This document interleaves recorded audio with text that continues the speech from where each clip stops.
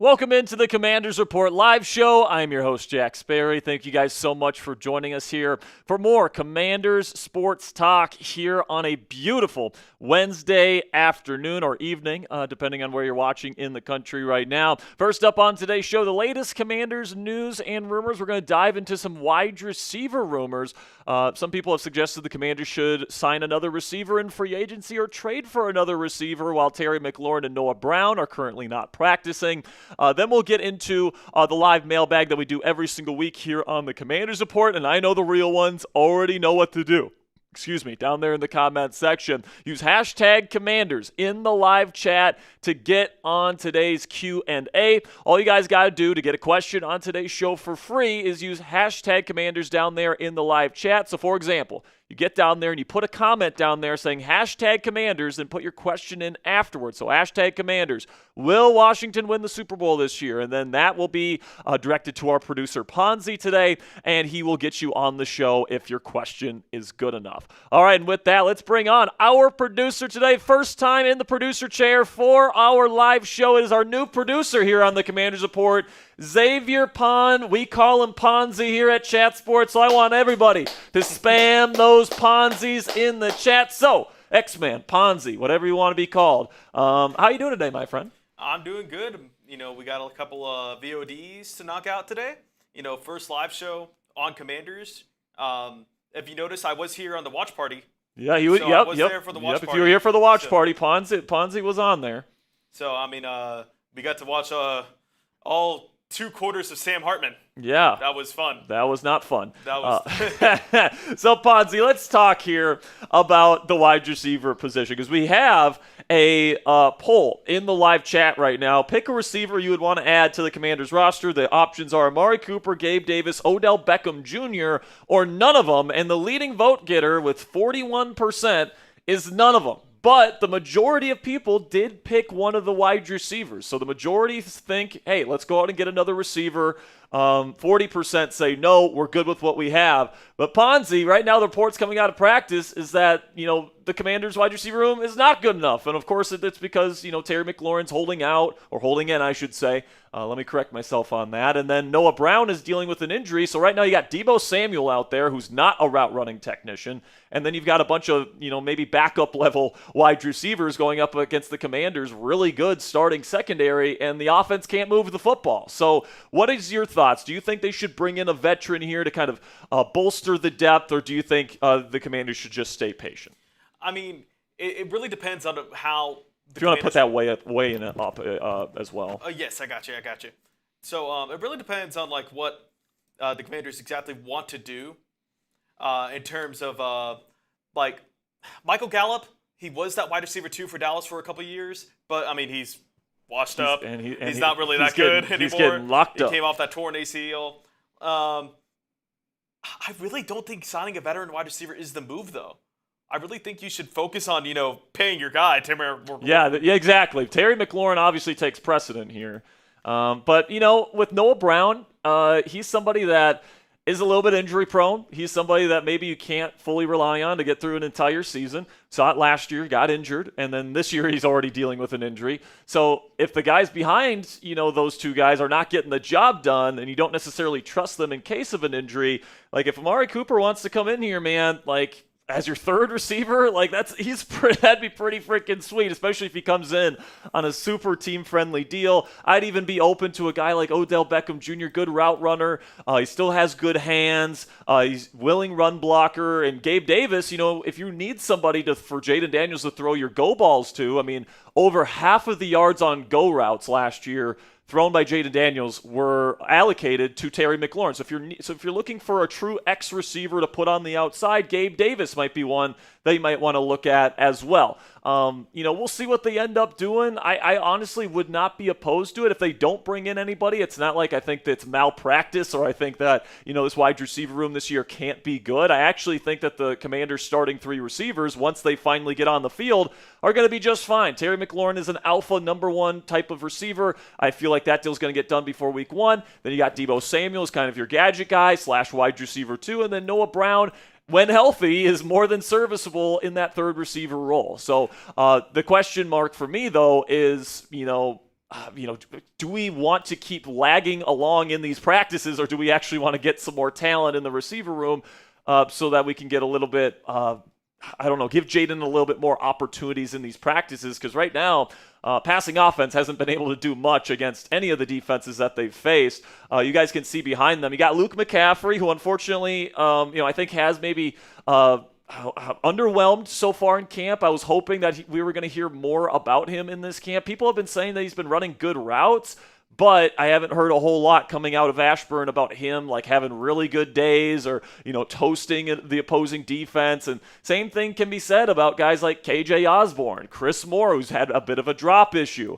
And just behind these three receivers, there's just not a whole lot there where you're looking at this team and you're really, really excited if one of these guys gets injured. So it's going to be an interesting discussion. We're going to be talking about it on our first segment on today's show. But I want to see who's in the chat right now. Type those me's down there in the comment section for a shout out if you've liked the stream already. We've got 157 people already watching live around the world, but only 28 likes. We got to get that number up, guys, to at least 50 likes before we get into our first segment today. So if you've liked the stream and you've done your part, spam those me's. We got Robert, we got ZX, we got Breezy, we got Eon, we got Malcolm, we've got Christian, we got James, we got ZX, we got JG, we got Malcolm Lloyd, we got B-Dubs, we got Samuel, we got Jerry Padilla, we've got Al, we got Jasmine, Michael Jordan, Iced NFL, we've got Malcolm, Robert, Al Catone, Ron, Vincent, Billy Everett. We're 3 likes away here, guys. Help us out so we can get into our first segment today and keep spamming those me's. Let's go. We got Moby, we've got Terrence, we got Ebony, and we just got to 50 likes here, Ponzi. All right, so let's get into our first segment here. First up on today's show is the latest Commanders news and rumors. All right, we're going to be talking about the latest surrounding Terry McLaurin and Noah Brown and their statuses, and then we'll go over some potential options that the Commanders can look towards in the free agency market, and then also potentially on the trade market if they want to add another receiver to this group. And then we got the Commanders Report live mailbag. So if you have a question, guys, again, #Commanders.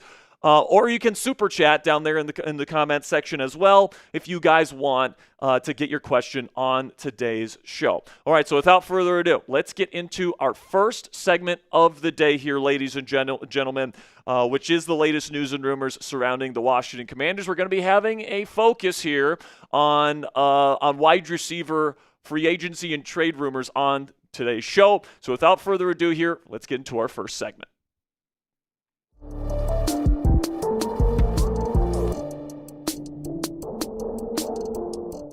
Could Commanders GM Adam Peters sign or trade for another wide receiver to add to the Commanders roster before the start of the 2025 NFL season? I don't think it's as crazy of a possibility as you might think. Now, before we get into the wide receiver rumors today, guys, when and if something happens, all right, whenever Terry McLaurin gets his deal done, if they make another move for a different wide receiver, no matter what the case is, if there's breaking news, we will get you guys covered with breaking news coverage on this channel, 100% free. We're usually the first ones to get up our breaking news coverage up on this channel compared to our competition. So if you guys want the fastest breaking news coverage on the Commanders anywhere on the YouTube platform, click that subscribe button and join the Commanders Report family today. So right now, guys, for obvious reasons, Terry McLaurin and Noah Brown are not practicing with the Washington Commanders at their facility at Commanders Training Camp in Ashburn, Virginia. Terry McLaurin obviously is holding in, seeking a new contract extension to keep him here in Washington long term. And Noah Brown is dealing with an injury that is keeping him out of practice as well. So there's certainly some people out there that have speculated that the Commanders could add to this room. And you can definitely tell that the Commanders offense is missing these guys out there on the field. Guys like Luke McCaffrey, Chris Moore, Jalen Lane, etc. Those guys are just not cutting it at this point with these two guys out of the lineup. And then not only is the Commanders defense shutting Jaden Daniels and this Commanders offense down, but reportedly it's been all camp, including in that joint practice versus the New England Patriots last week. And, I think it's a fair question. Do we trust wide wide receiver Noah Brown to stay healthy for the entire season. He has been very injury prone as a player throughout his NFL career, and he's already dealing with an injury right now. So what if he goes down? Do we really trust Luke McCaffrey or Jalen Lane or Chris Moore or KJ Osborne? These players that are now getting first-team reps and aren't getting the job done. Do we really want to go into the season with that being the Commanders' plan B at wide receiver? And if not, the Commanders could still bring in somebody in free agency or via trade at the wide receiver position. Not only would it help this offense out now in practice by getting better talent out there, but it would also help prevent an injury to the wide receiver room completely devastating this group midway through the NFL season this year. So let's talk about some of the best options, and we'll start with the free agency options because I think that those guys are the more likely kind of targets, because I don't know if the Commanders are really all that interested in giving up draft capital in a trade, but free agents, obviously, you don't have to give up draft capital to get them. So we'll start with Amari Cooper, who was a former number one receiver just 2 years ago, so that's not that far removed, guys. And Cooper was a legit number one receiver for the Cleveland Browns 2 years ago. And, even though he still showed some good flashes, I think last year, both in Cleveland and in Buffalo, it just wasn't the same for Amari Cooper last season. And he definitely, took a step back as a player where I think before he was probably more of a true number one receiver. Last year, he looked more like a number two, maybe even wide receiver 3. You guys can take a look at the production last year and compared to what he did in 2023. I mean, he was unbelievable that 2023 season with over 1,200 yards receiving. The average was crazy, one of the best deep ball threats in the National Football League. The PFF grade was much higher, but then with two teams in 2024, both with Cleveland and then the trade to Buffalo, just over 500 yards, somewhat efficient, and he was really efficient down the stretch in Buffalo. But at the end of the day, that's just not good enough to get, number one receiver money. And to this point, Cooper has not been signed to a contract by an NFL team so far this year. So at this point, I would assume that his price tag is not that high. So if you wanted to add Amari Cooper, all right, and he could be somebody that can work alongside Terry McLaurin and Deebo Samuel while Noah Brown is still dealing with his injury. And then, they can kind of hash it out between Noah Brown and Amari Cooper, who gets that quote-unquote wide receiver 3 role when everybody in this group is healthy. But if the Commanders can get Amari Cooper for the right price, I think that he would be a good addition to this Commanders wide receiver room, and it wouldn't cost the Commanders all that much on a one-year deal against their cap, in which they still have plenty of cap space heading into the 2025 NFL season. Another free agent that they could potentially grab here is Gabe Davis, formerly with the Buffalo Bills and Jacksonville Jaguars. Signed a big contract with the Jags last year, and it just wasn't a good season. But Davis is a big body, deep threat, really good vertical speed. He's got really good size, and he's a great run blocker. So if you really want to dive into your bag of tricks there with the read option game, if you want to get Gabe Davis out there as an enforcer, out there as a run blocker, that's what Gabe Davis can bring to the table. He's not much of a route runner. Honestly, he doesn't have great hands for a big receiver either, and he's kind of lackluster, and that showed last year in Jacksonville. I mean, it was one of the worst free agent contracts any team gave any player in free agency last year. Plus, he got injured last season, and not only that, but I think that injury is probably still kind of lingering. All right, multiple teams, including the Steelers, the Saints, the 49ers, and more, have brought in Gabriel Davis for a visit this offseason, and all of them have decided not to sign him. So that's telling me that knee probably isn't 100% at this point. Davis is looking for work, and you can probably get him for super cheap at this point in the offseason or preseason, whatever you want to call this time of year. But he does bring a skill set that could potentially replace Terry McLaurin as the big body deep threat in this Commanders offense if you need him to. Then you get to Odell Beckham Jr. That is right, OBJ. Listen, man, I think Odell is probably cooked at this point in his career, but he certainly seems to disagree, and he's been telling people he wants to play this year, and I'm guessing his agent reached out to Tom Pelissero to say this earlier today. Three-time Pro Bowl wide receiver Odell Beckham Jr. has drawn interest from several teams. Oh, yeah, I'm sure several teams have reached out, and plans to play somewhere in 2025 per source. As OBJ posted himself, he is not retiring, and he continues to train in anticipation of being on the field soon. So, taking a look at Odell Beckham Jr.'s career, guys, in 2021, I actually thought he was a pretty darn good receiver.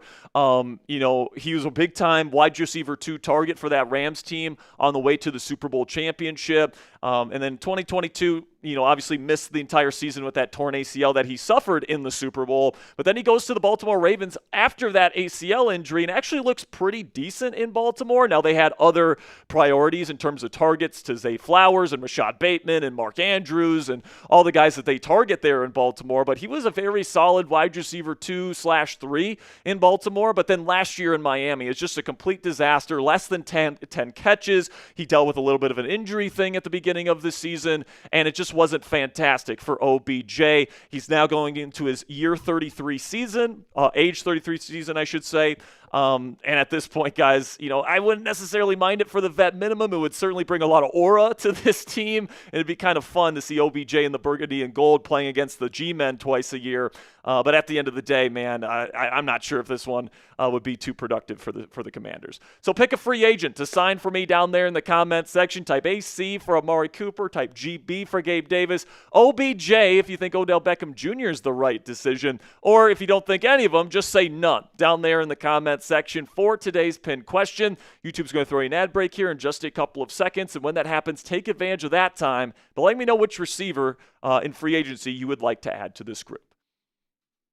All right, so now let's get into some potential wide receiver trade targets. And like I said, guys, I think the free agency options are probably more likely because you don't have to give up any trade draft capital for them. But Adam Thielen is a veteran receiver that could be looking to go to a contender. The Panthers aren't ready to contend right now. This might be the last year in Thielen's career, and Carolina has a lot of young wide receiver talent that they really like, and they might be willing to part ways with Thielen for a day 3 draft pick. Then we get to Quentin Johnston, a wide receiver from the Los Angeles Chargers, and the Chargers just added Keenan Allen, and they just added 2 really good rookie wide receivers, it seems, based on the reporting out of their camp. Keandre Lambert-Smith, I believe is that his name, Ponzi? I think that's what his name is. And then you got Trey Harris at Ole Miss, who's looking fantastic as well in Charger camp. So you got Quentin Johnston, who is a really good yak threat with all the screens that Cliff Kingsbury likes to run here in Washington. He could be a really nice weapon to have in this offense. So he does have a little bit of a drop issue. He's very infamous for that, but he's got really good size, quick feet. He's got really good speed, and he was probably better than you think last year. Over 700 yards for Quentin Johnston in that Chargers offense. Then a couple of Patriots receivers that could be on the chopping block. Kayshon Boutte, or Boutte, however you want to pronounce that name. You probably have to trade for him, but he's apparently had a really good camp, had a really strong finish to his 2023 campaign with the Patriots, but they bring in Kyle Williams, who's having a terrific camp. They still have Pop Douglas in the slot, and they just brought in Stephon Diggs, who's their number 1. So Boutte could be the guy on the outs and could be a potential get for the Commanders if they want. And then Kendrick Bourne, who's been a really reliable number 3 receiver option for many years. He's getting a little bit older, but he could be a very reliable option for Washington if they wanted to bring him in. Now, I think the Patriots might cut Kendrick Bourne at the end of the preseason, so he might be able to get on waivers after cut down day. So keep your eye on Kendrick Bourne for that. And then John Mechie's another guy in that category. Right now, Houston's wide receiver room is loaded. Look for John Mechie and even Xavier Hutchinson, former Iowa State Cyclone, to hit the open market once the final rosters are finalized. All right, that'll be it for today's edition of the Commanders Report, guys. But before we're done today, let me know down there in the comments section, will the Commanders add another receiver before the start of the season? Do you think they need one more piece to kind of solidify this wide receiver room? And if so, who do you think it's going to be? Let me know down there in the comments section. I wouldn't necessarily mind adding one of these veteran wide receivers before the start of the season, guys. But obviously, the number 1 priority is to get the Terry McLaurin deal done. All right, that'll be it for today's edition of the Commanders Report by Chat Sports. Thank you guys so much for making it to the end of today's show. And until next time, guys, go raise some hail. All right, Ponzi, first cut out of the way. We got our mailbag up next.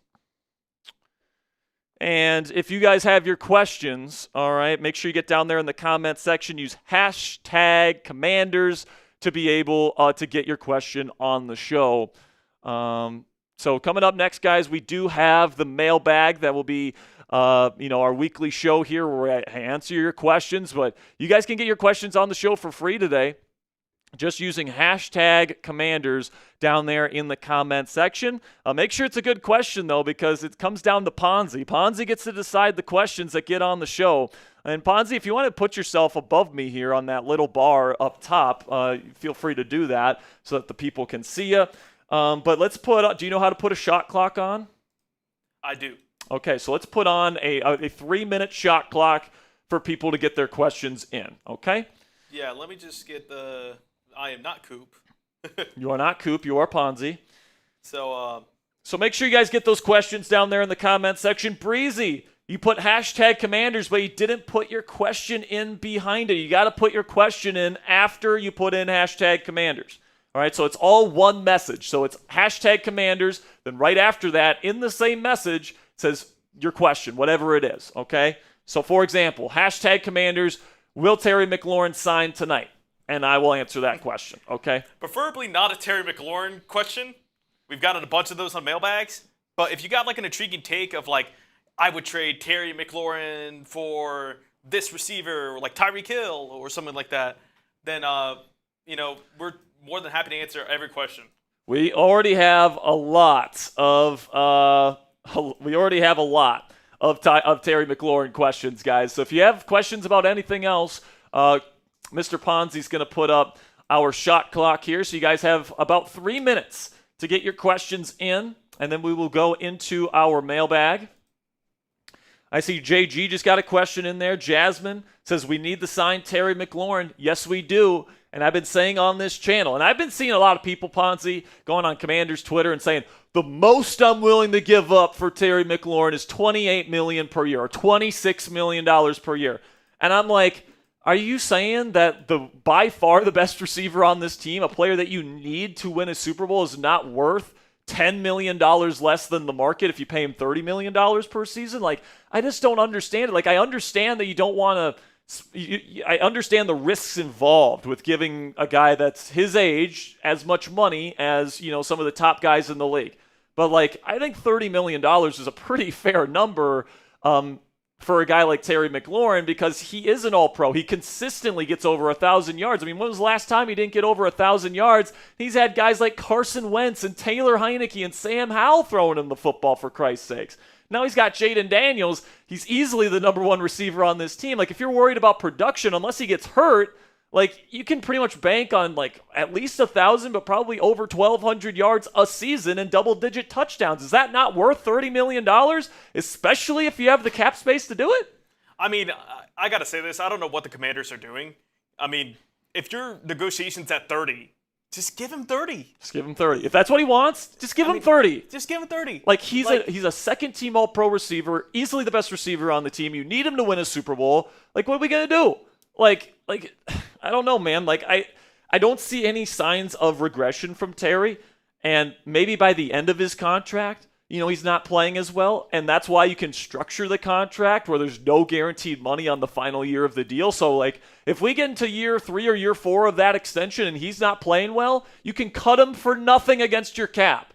All right? Like, it's not that freaking hard. All right? Like, he is clearly worth top 10 level wide receiver money because he is a top 10 receiver in the game. So, like, people are saying, and frankly, the Commanders seem to agree with the fans, I guess, he's only worth $25, $26, $27 million per season. It's like, do we not think he's a top 10 receiver in the game then? Like, we can't say Terry McLaurin is a top 10 receiver in the game and then turn around and say that he's not worth top 10 money. Like, that, like, the math just doesn't math there. So, like, which one is it? Is he a top 10 receiver or is he not? And if he is, how about we just pay him, Like, as long as he's not asking for, like, Justin Jefferson money, like, as long as he's not in the $35 million per season range, I'd be willing to do it. I want him at practice tomorrow, all right? Like, I want him to start building up that chemistry with Jaden Daniels. And even though they had a great season together and they worked terrifically together, you still have to get those reps in before the season. Just look at what happened to Brandon Ayuk last year. Signed right before the season, slow start for San Francisco. Then CeeDee Lamb signed right before the season, slow start in Dallas. I don't want that slow start here in Washington, guys. And I think Terry McLaurin is worth the money. and I think that they should get this done as soon as they possibly can. All right, so are we good on questions? We are good on questions. All right, so Ponzi, this is actually his first mailbag here, so pressure's on to deliver the product live here. So cheer on Ponzi down there in the comment section. Keep getting your questions in while we're filming the mailbag here, and maybe you still get on the show. But without further ado here, let's get into our second and final segment here on today's Commanders Report live show. The weekly mailbag is coming at you guys right now.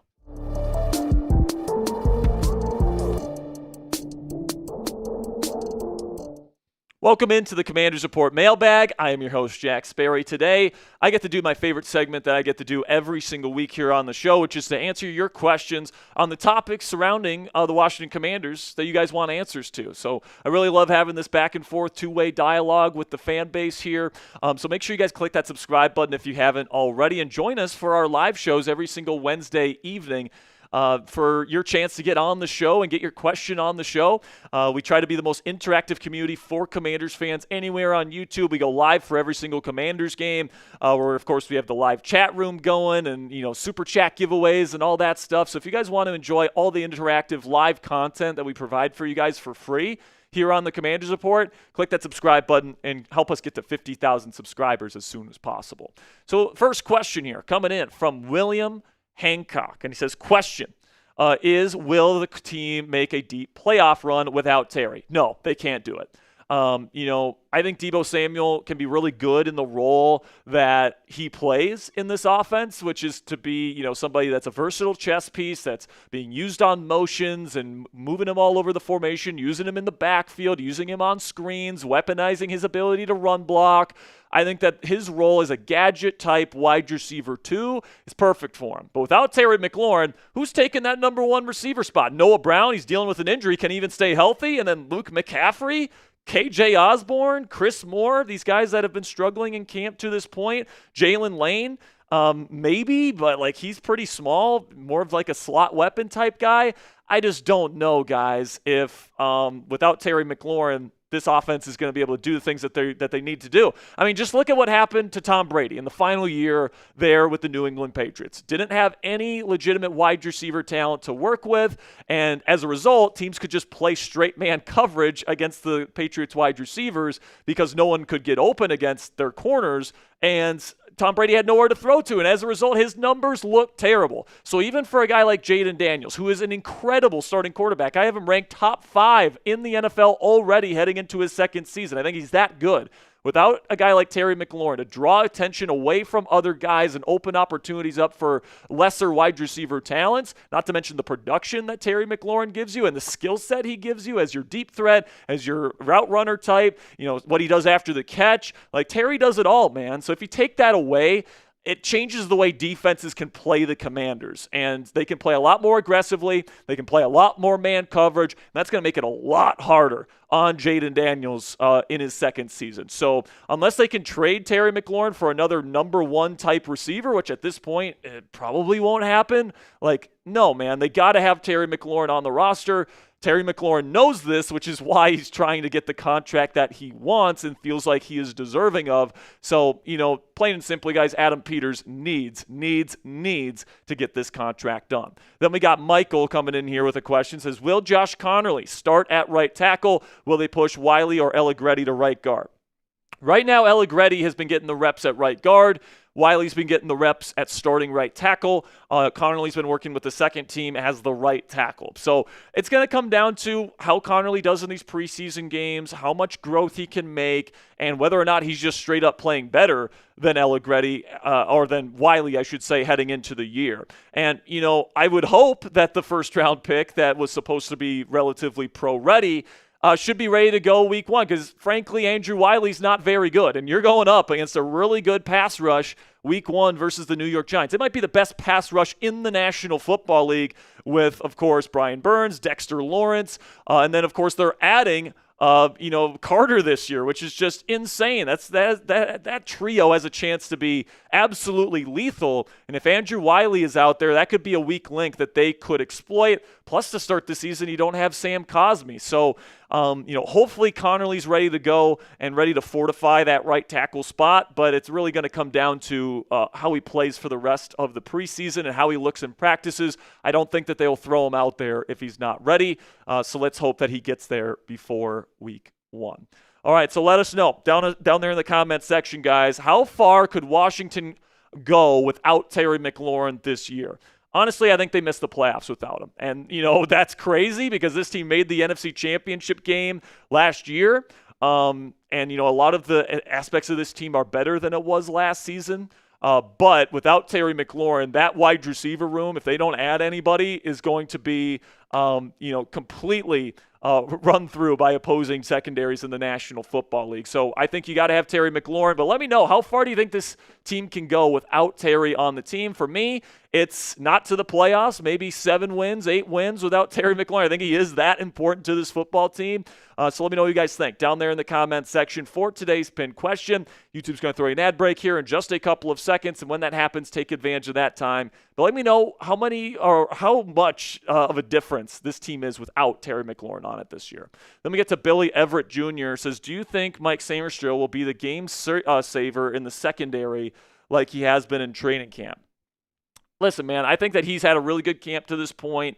He's looking really good. And, he was one of the best slot corners in college that I've seen in a long time coming out. And last year he had the play on the outside, which, he was fine at. He did a good job at it. He was definitely this team's best outside corner last year. But with guys like Michael Davis, Benjamin St. Juste, and Emmanuel Forbes, that's not really saying much, right? And especially because Marshawn Lattimore had a tough time staying on the field. But this year, Lattimore's back. Hopefully he can stay healthy. You bring in Trey Amos. You bring in Jonathan Jones, 2 more than capable players on the outside. So Sainristil can stay in the slot and do what he does best. I think that he's going to have a true breakout season this year, and I'm really excited to see what he's going to be able to do and be one of the truly impactful players in this defense. Because you look at the modern NFL, like these nickel type of players, Derwin James, Brian Branch, Kyle Hamilton, Jalen Ramsey, these guys that are kind of bigger players that play in the nickel and play in the slot. Sainristil's not that big, but he is a nickel.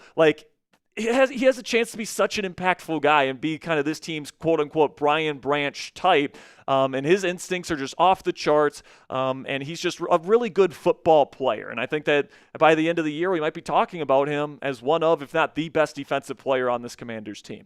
Then we get to Malcolm Lloyd, who says, could we try and trade for another tight end like Kyle Pitts? I don't think that the Commanders would want to do that. I think they really like Zach Ertz. He had a really good season last year.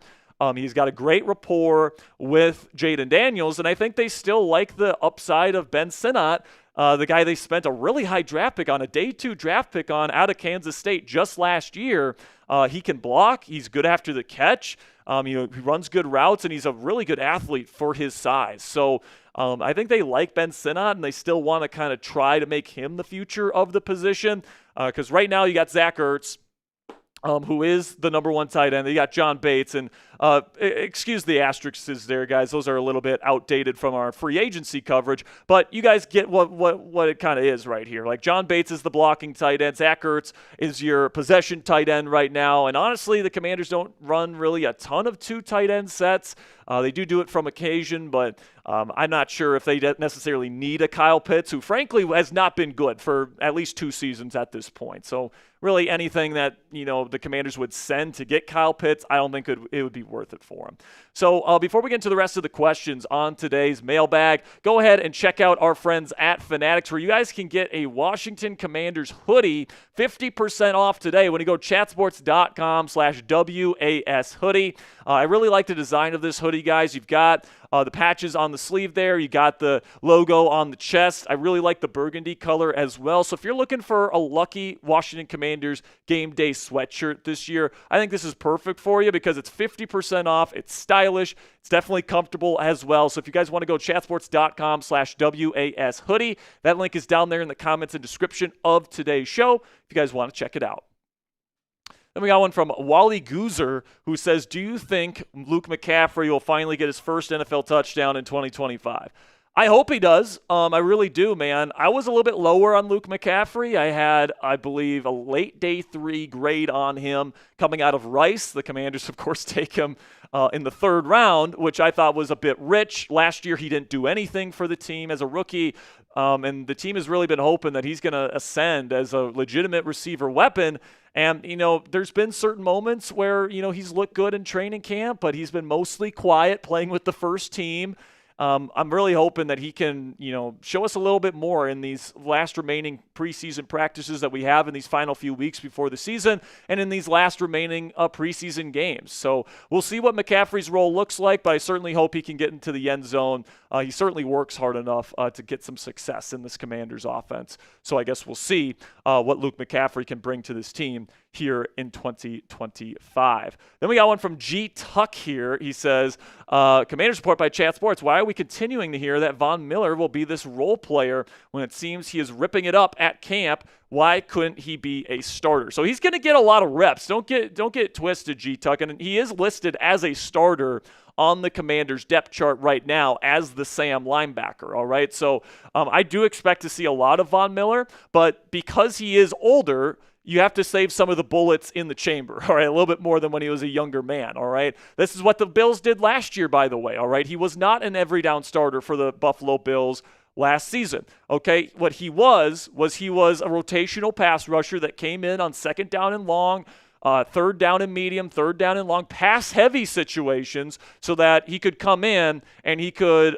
provide that pass rush help without having to expel all that energy being the guy that's out there on early downs defending the run. So what they'll do is they'll put out a little bit more heavy bodies out there. They'll put Frankie Louvu in the Sam linebacker position on early downs at times, and they're going to, kind of have this nice rotation where you're saving the stamina of your players while also putting them in positions where they are most likely to succeed. And Von Miller, what he is really good at is he is one of the best pure pass rushers in the league still. Right? Last year he had a 16% pressure rate for the Buffalo Bills. That's a really good number, guys. Like, a good number is 10%. He was all the way up to 16%, and he got 6 sacks for that Bills team last season. So, just because he's not out there every single down isn't going to mean that he's not going to play a very important role for this defense last year. Dante Fowler was this team's designated pass rusher last year, and he wasn't on the field on every single play, but he still left the season with 10.5 sacks. I expect a similar amount of production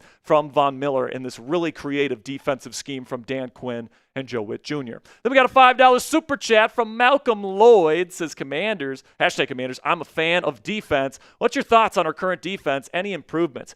Yes, I am very, very happy with what we're seeing from the Commanders defense in Commanders camp. I think that the secondary is where the most improvement has been happening because not only do you get Marshawn Lattimore back to 100%, but you add somebody that's had a really good camp to this point in Trey Amos, who looks like a legitimate starting corner already in his rookie season. He'll probably start week 1 on the outside.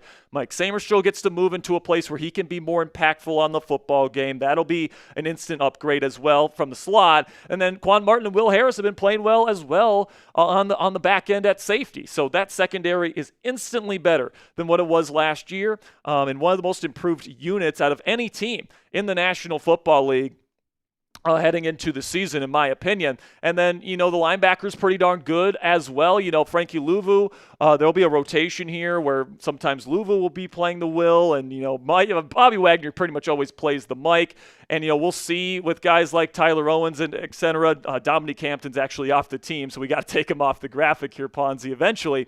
But then you get into the lower levels of the defense here, and they're going to be having a 5 down front, the 4-3 under that Dan Quinn and Joe Whitt Jr. love to run, and it's going to be a bunch of there's going to be a defensive end. There's going to be a Leo, which is another defensive end on the other side. Then you got 2 defensive tackles, and then you got your Sam linebacker walked up on the ball. So it's going to be an interesting defense this year, Malcolm. There's going to be a lot of rotating players, a lot of moving pieces. There's going to be a lot of blitzing. There's going to be a lot of stunts and games and loops and twists and the things that Joe Whitt Jr. and Dan Quinn love to do at the line of scrimmage. But then you also have the capable coverage players to be able to defend on the back end, play man coverage when you need to play man, and switch things up. So I really like the defensive personnel for the Commanders this year. And if everyone can stay healthy, I think this team has potential to be a top 10 defense this year. So predict it for me down there in the comment section. How many sacks does Von Miller have in 2025? Last year, he had 6. Dante Fowler Jr. had 10.5 as this team's designated pass rusher last year. How many do you think Von gets here in 2025? That'll be it for the mailbag here on the Commanders Report by Chat Sports for this week. Make sure you click that subscribe button if you haven't already, because we provide you guys free, in-depth, and informative Commanders content every single day on this channel. So click that subscribe button if you haven't already. And until next time, guys, hail to the Commanders.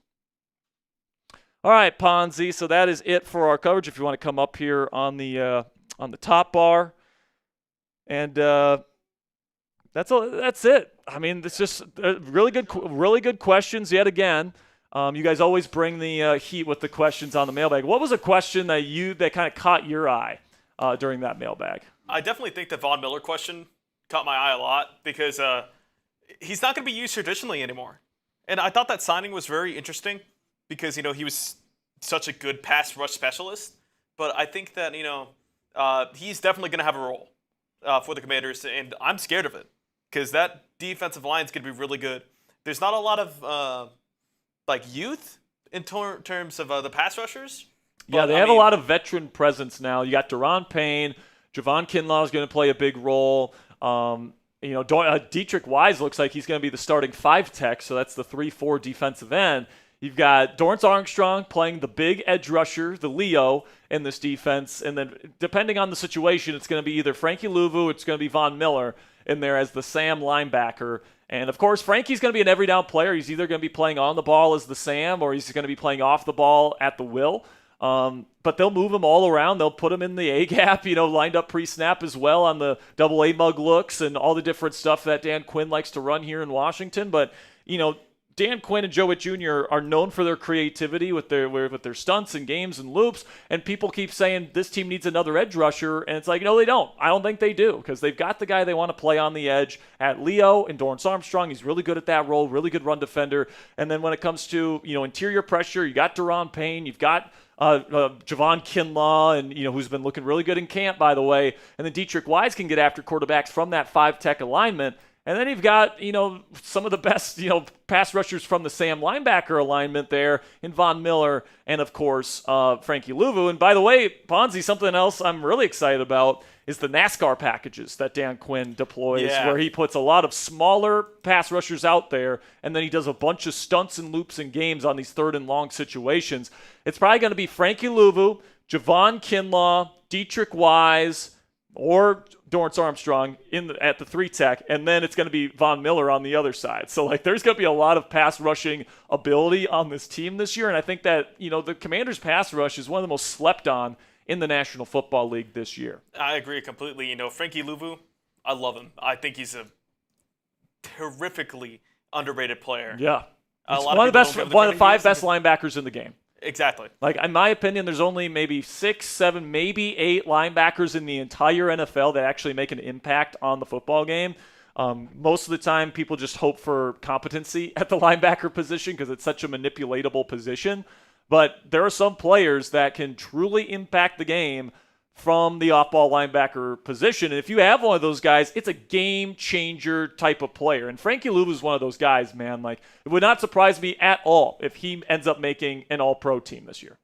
Really won a first-team All-Pro selection. I could see it happening. So that'll be it for today's show, guys. Thank you so much for joining me and Ponzi for our live show today. We will be going live next Monday. Will be our next live show because the Commanders will be taking on Joe Burrow, Jamar Chase, T. Higgins, and those Cincinnati Bengals on Monday Night Football. Me, Ponzi, and, of course, our other producer, Joey Peterson, will be there to break it all down with you guys. So if you want to join us for our live watch party, that's going to be starting an hour before kickoff. So make sure you click that subscribe button if you haven't already. And from me and Ponzi here, guys, that'll be it for our show. And until next time, go raise some hail.